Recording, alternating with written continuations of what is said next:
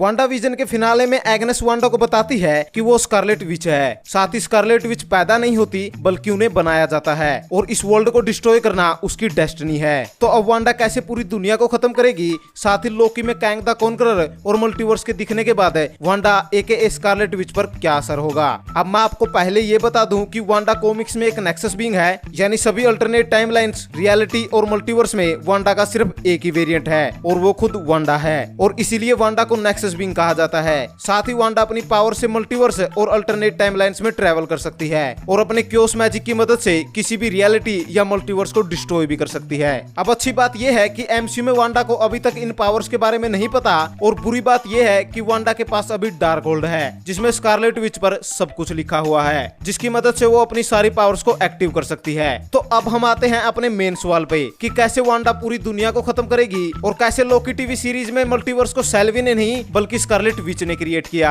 अब Wanda vision के post credit scene में हमने देखा था कि वांडा अपने बच्चों की आवाज सुनती है और वो आगे डेफिनेटली ये पता करने की कोशिश करेगी कि टॉमी और बिली कहाँ है। अब ऐसा हो सकता है कि टॉमी और बिली मल्टीवर्स या किसी अलग टाइमलाइन में हो जहाँ वांडा अपनी पावर्स की वजह से उन्हें सुन पा रही हो। अब यहाँ प्रॉब्लम ये है कि टॉमी और बिली के पीछे कैंग द कॉन्करर भी लगा हुआ है, क्योंकि वांडा इकलौती ऐसी कैरेक्टर है जो मल्टीवर्स को खत्म कर सकती है और हमें लोकी टीवी सीरीज से ये पता है कि अगर मल्टीवर्स नहीं होगा तो कैंग के इवल वेरिएंट भी नहीं होंगे। साथ ही अगर आप वांडा विजन का फिनाले और लोकी का फिनाले एक साथ देखना शुरू करते हैं तो जब ही हू रिमेन्स को उस मूवमेंट का एहसास होता है जहाँ से टाइमलाइन में ब्रांचेस बनना स्टार्ट हुई थी। साथ ही उस मूवमेंट के बाद क्या होगा उसे कुछ नहीं पता होता। तो वही वांडा विजन में वांडा इसी टाइम स्कारलेट विच में ट्रांसफॉर्म हो रही थी। अब इन दोनों सीन का एक ही टाइम पे प्ले होना कोइंसिडेंस हो सकता है या फिर एज यूजुअल ये मार्वल की काफी जबरदस्त डिटेल है जो बता रही है कि जब वांडा स्कारलेट विच में बनी तो वही मल्टीवर्स भी बन गया और सभी को फ्री विल मिल गई। साथ ही स्कारलेट विच बनने के बाद एग्नेस वांडा से कहती है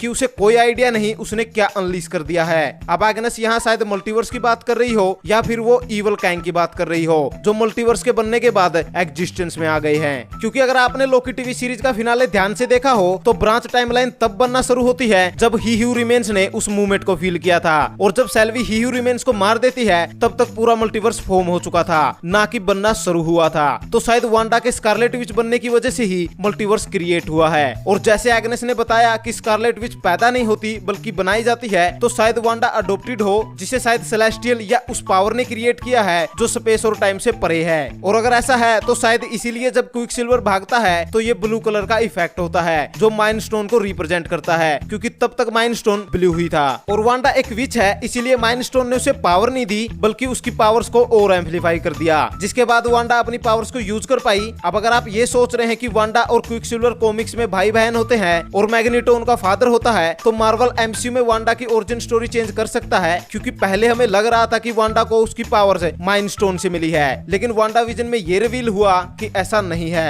तो अगर वांडा की ओरिजिन स्टोरी कॉमिक्स से डिफरेंट हुई तो ये कोई हैरानी वाली बात नहीं होगी। तो अब जब हमने ये मान लिया है कि स्कारलेट विच की वजह से ही मल्टीवर्स क्रिएट हुआ है, तो ये बात कैंग के वेरिएंट्स को भी पता हो सकती है जो फिर डेफिनेटली वांडा को कंट्रोल करना चाहेंगे। क्योंकि अगर वांडा को ये पता लग गया कि वो मल्टीवर्स को क्रिएट या डिस्ट्रॉय कर सकती है तो वो कैंग के वेरिएंट्स को मल्टीवर्स से इरेज कर सकती है या फिर पूरे के पूरे मल्टीवर्स को भी खत्म कर सकती है। तो इससे पहले कि वांडा अपनी पावर्स को पूरी तरह जान ले, अपने आप का अस्तित्व बचाने के लिए कैंग वांडा यानी स्कारलेट विच की मदद लेगा और बदले में टॉमी और बिली को ओरिजिनल टाइमलाइन में पैदा कर देगा, क्योंकि ही हू रिमेन्स के अकॉर्डिंग वो और उसके वेरिएंट सब कुछ कर सकते हैं और सब कुछ जानते हैं। और शायद कैंग की वजह से ही वांडा को टॉमी और बिली की आवाज वांडा विजन के पोस्ट क्रेडिट में सुनती है, जो आगे वांडा से डील करेगा, जहां कैंग स्कारलेट विच की मदद से सारे यूनिवर्सेस को कॉन्कर करने की कोशिश करेगा और वांडा कैंग के लिए अवेंजर्स या डॉक्टर स्ट्रेंज के खिलाफ फाइट करे, क्योंकि वांडा पहले भी अपने लिए इनोसेंट पीपल्स को तकलीफ दे चुकी है। इवन वांडा अपनी पावर्स पे भी कंट्रोल ना कर पाए, जिसके बाद शायद एग्नेस वांडा को अपनी पावर्स पे कंट्रोल करना सिखाए ताकि वो अपने इमोशंस पे काबू रखकर अपनी पावर्स को यूज कर सके। लेकिन इससे पहले हम वांडा की डार्क साइड देख चुके होंगे।